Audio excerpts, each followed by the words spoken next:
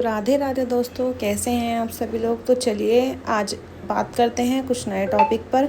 आज का मेरा टॉपिक है कि लड्डू गोपाल जी का खीरे से जन्म कैसे कराएं। जैसे कि आप सभी लोग जानते हैं जन्माष्टमी आ रही है और हमारे भारतवर्ष में, हमारे सनातन धर्म में ये जो जन्माष्टमी का पर्व है ये सबसे ज़्यादा धूमधाम से मनाया जाता है। तो चलिए आइए आज हम जानते हैं कि लड्डू गोपाल जी का खीरे से जन्म कैसे करवाते हैं। तो देखो, सबसे पहले तो आपको एक पात्र लेना है जो कि आपका शुद्ध होना चाहिए।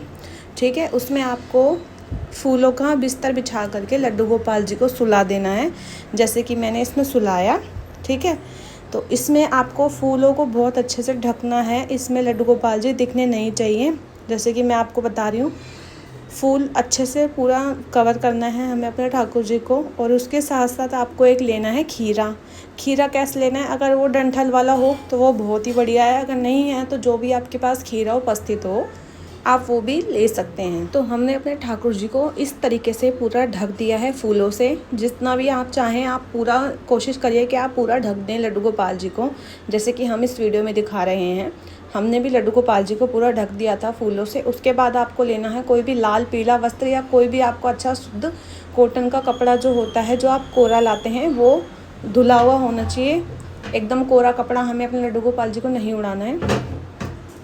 तो जैसे मैंने इसमें अपने लड्डू गोपाल जी को ढक दिया है। आप 12 बजे से पहले, जब आप जन्म करवाएंगे उससे पहले आप अपने लड्डू गोपाल जी को ऐसे पूरा ढक देंगे। जब तक आपको अपने लड्डू गोपाल जी का जन्म नहीं कराना है, आप मंदिरों में भी टाइम देख सकते हैं या फिर अपने फ़ोन में भी आपको पता लग जाएगा। जब 12 बजेंगे आपको जब ही लड्डू गोपाल जी का खीरे से जन्म कराना है।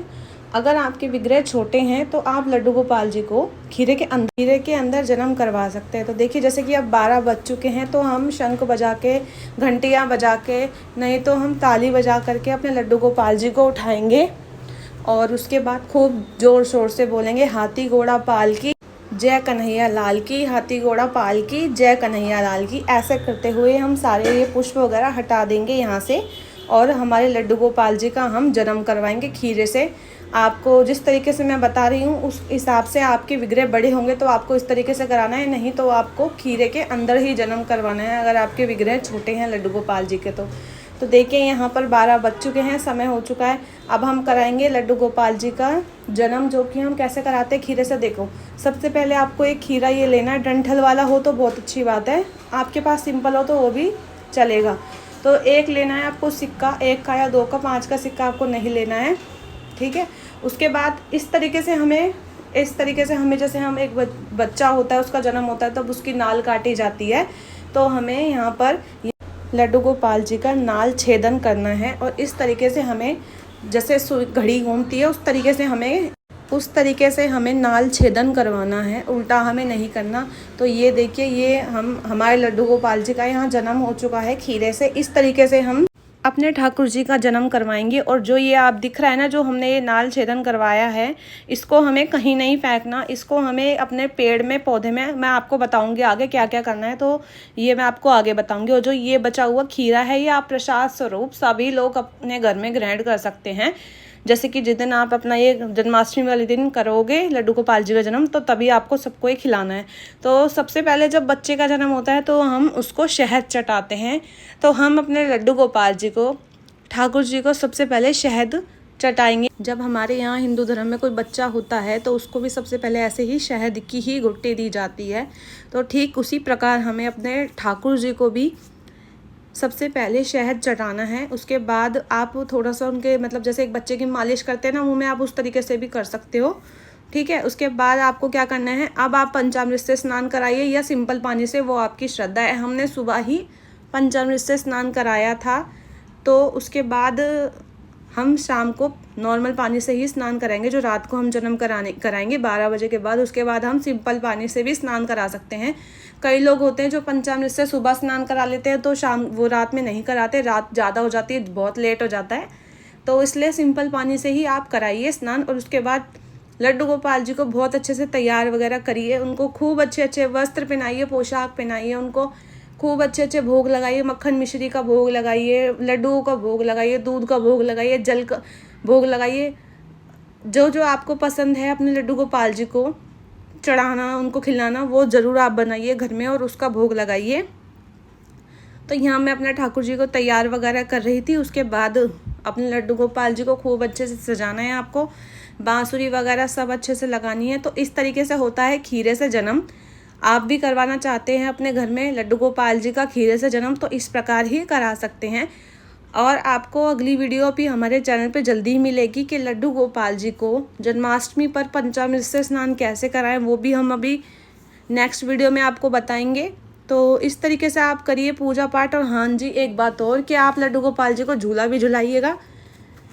आज के दिन जैसे जन्माष्टमी होती है, उस दिन आप अपने लड्डू गोपाल जी को झूला अवश्य झुलाएं। अगर आपके पास झूला नहीं है तो आप हाथ से भी झूला झुला सकते हैं। ऐसा नहीं है कि आपको झूला ही खरीद के लाना पड़ेगा बाजार से, आप खरीद सकते हैं। आपका समर्थ है तो आप खरीदे, नहीं है तो आप अपने हाथ से ही लड्डू गोपाल जी को अपने हाथ में बिठा करके झूला झुला सकते हैं, जैसे हम अपने छोटे बच्चे को झूला झुलाते हैं उस प्रकार। तो अब यहाँ पर मैं अपने लड्डू गोपाल जी को सब चीज़ सजा वजा के फूलों से खूब अच्छे से सजाना है। आज के दिन ये हमारा बहुत बड़ा त्यौहार होता है। आज के दिन हमें अपने लड्डू गोपाल जी को खूब फूलों से सजाना चाहिए। और फल वगैरह जो भी ऋतु फल होते हैं, ऋतु फल भी आपको ज़रूर चढ़ाने हैं आज के दिन। दूध का भोग आपको आवश्यक लगाना है। और धनिए की पंजीरी का भोग लगता है, वो भी मैं आपके साथ वीडियो शेयर करूँगी कि वो कैसे बनाते हैं। तो आप लोग कमेंट में बता सकते हैं आपको किस टॉपिक पर वीडियो चाहिए जन्माष्टमी से रिलेटेड, तो हम उस टॉपिक पर भी वीडियो बनाएंगे। तो अब हम कर रहे थे लड्डू गोपाल जी को ऋतु फल वगैरह का भोग लगाया, लड्डू का भोग लगाया, दूध का, जल का। और हम कर रहे हैं पूजा पाठ, क्योंकि जन्माष्टमी का जब दिन है तो आप मक्खन मिश्री भी ज़रूर चढ़ाइए, ठीक है। तो और उसके साथ आप पंजीरी का भोग भी बना सकते हैं आप, अगर आपको आता है। नहीं तो कोई हलवा वगैरह बनाइए, जो भी आपको अच्छा लगता है, जो भी आपको बनाना आता है, अपने लड्डू गोपाल जी को बना के ज़रूर खिलाइए। तो इस प्रकार होता है खीरे से जन्म। तो आप लोग भी ज़रूर कराइएगा। ये होता है उस दिन जिस दिन होती है जन्माष्टमी, और ये रात के 12 बजे से पहले हमें अपने लड्डू गोपाल जी को ढक के रखना होता है। उसके बाद हम 12 बजे के बाद जन्म करवाते हैं। तो आपको कैसा लगा प्लीज़ आप बताइएगा। तो ये जो मैंने आपको दिखाई थी, जो हमने नाल छेदन करा था, उसको हमें फेंकना बिल्कुल भी नहीं है। जो हमारे घर में गमला होगा ना, जैसे बच्चे की नाल घर में गाड़ी जाती थी पहले के टाइम में, तो उसी तरीके से गमले में से मिट्टी हटा करके सबसे पहले आपको वही नाल ले करके गमले में रख करके उसको वहाँ पे अच्छे से गाड़ लेना है।